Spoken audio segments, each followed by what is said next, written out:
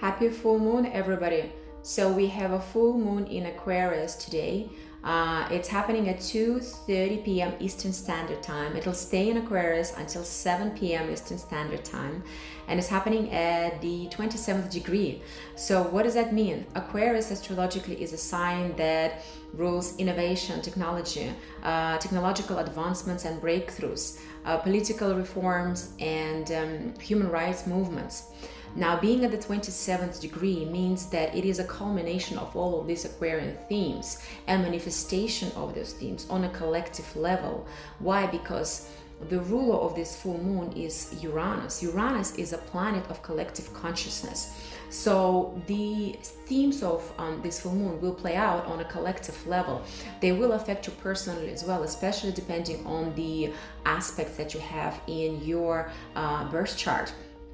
So this full moon is a potent one. It comes with a bonus. So it comes with two T-squares, two bonuses. What is a T-square? T-square is an astrological configuration. It's a challenging configuration because it consists of two challenging aspects. So you have two squares and an opposition.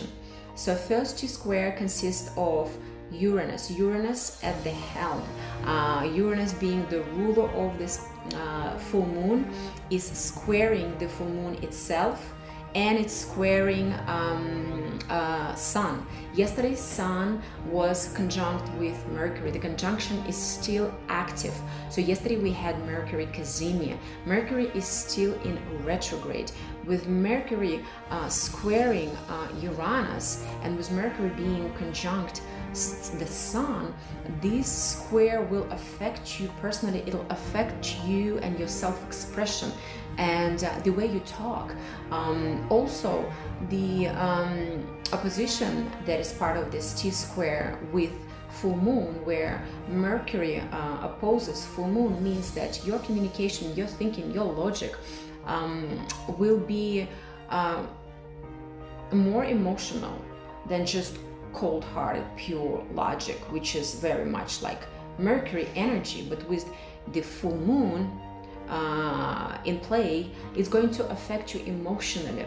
The best way to integrate this aspect ecologically is to really just be flexible, because Uranus represents sudden news. It's a planet of surprises, good and bad.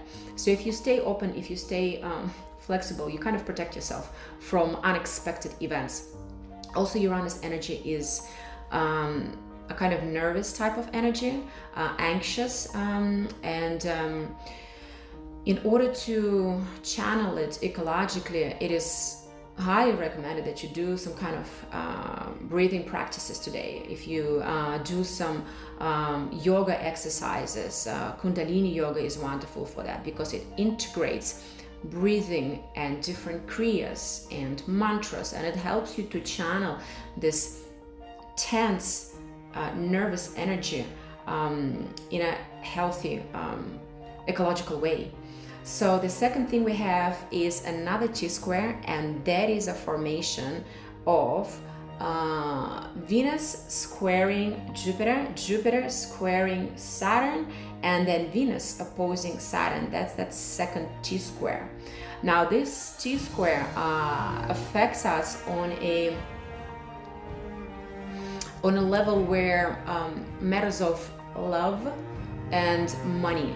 So love and money themes are important when it comes to this T-square. It is challenging because with Saturn's involvement, it puts a break on the themes that are ruled by Jupiter. Jupiter is all about expansion, growth, abundance, opportunities, and here comes Saturn and just puts a lid on it, because with Jupiter squaring Saturn, there is a potential for overspending, overeating, overindulging.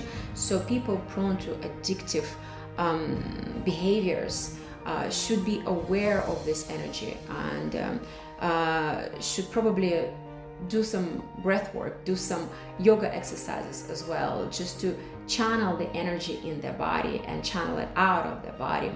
In addition to that, Jupiter is conjunct Mars, and Mars is that hot-headed, fiery energy that just propels Jupiter just to go, spend, have fun. Yeah, let's eat, let's party.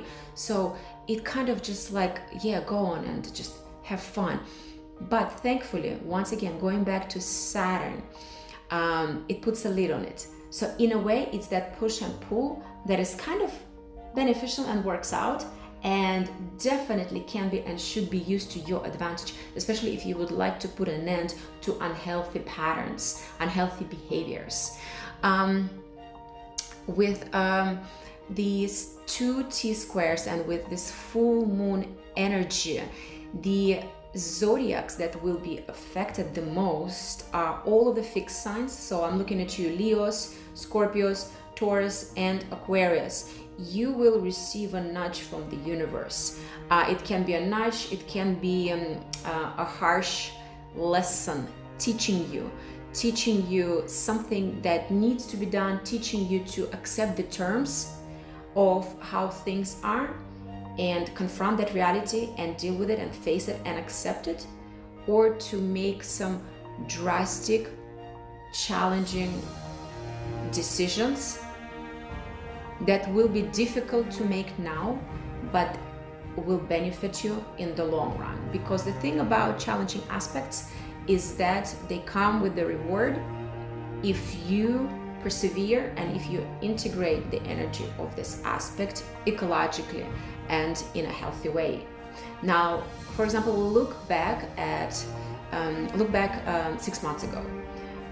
We had a new moon in Aquarius 6 months ago. Were there any themes, any things that you started, that you initiated, that are now manifesting? There's a shorter cycle to the new moon, full moon pattern. 2 weeks ago, we had a new moon in Leo. What did you start back then? What seeds were planted back then that you are already seeing the results of now?